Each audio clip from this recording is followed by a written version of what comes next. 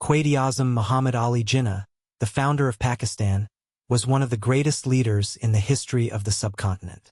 He is known as the father of the nation because of his key role in the creation of Pakistan. His vision, leadership, and tireless efforts gave Muslims of India a separate homeland where they could live freely according to their religion and culture. Early life and education.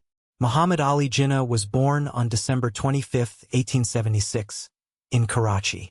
He received his early education in Sindh Madrasatul Islam and later went to London to study law.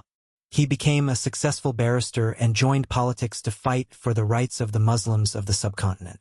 Political career and struggle. Jinnah joined the Indian National Congress but later joined the All India Muslim League when he realized that the Muslims were being ignored. He worked day and night for the protection of Muslim identity.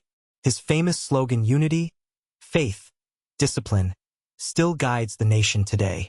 Through his strong leadership, the Pakistan Resolution was passed in 1940, and after 7 years of struggle, Pakistan came into being on August 14, 1947.